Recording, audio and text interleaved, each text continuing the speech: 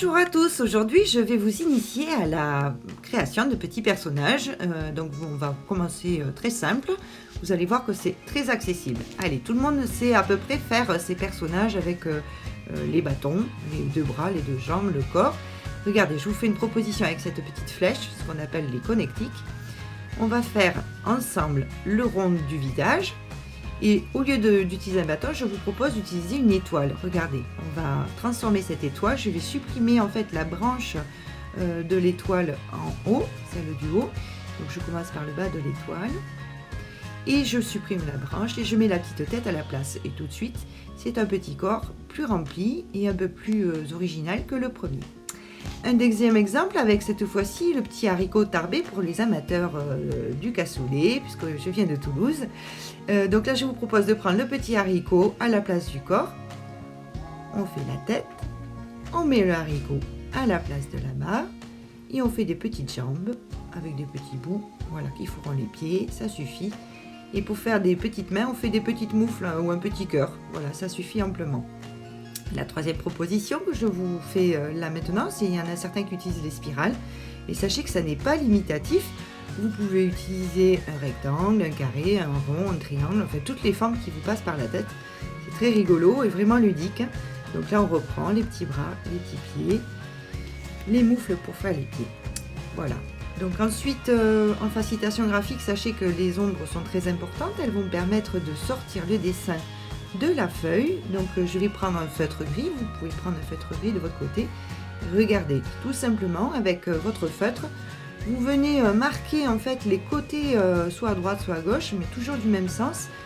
Je ne sais pas si vous le voyez bien ici, donc on marque bien le dessous et le côté du personnage, et ça permet de faire ressortir le personnage de la feuille.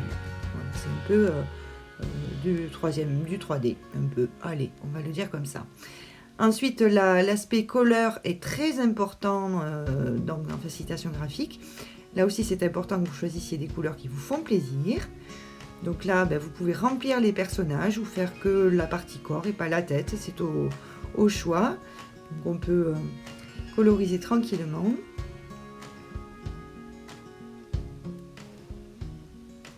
Bien sûr, la facilitation graphique se pratique, là vous le voyez avec une tablette graphique, mais voilà, moi la plupart du temps j'utilise des feuilles et des feutres classiques.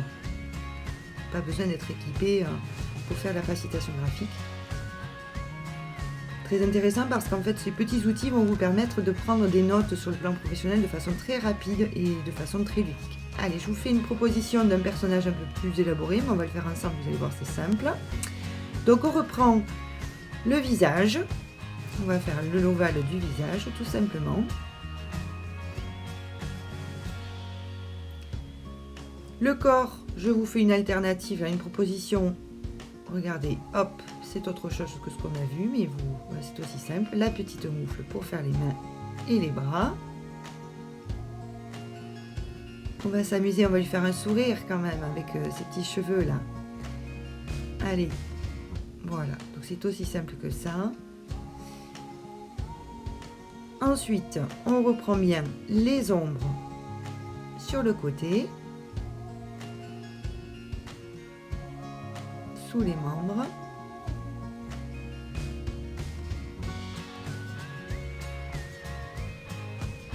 On met de la couleur, celle qui vous fait plaisir.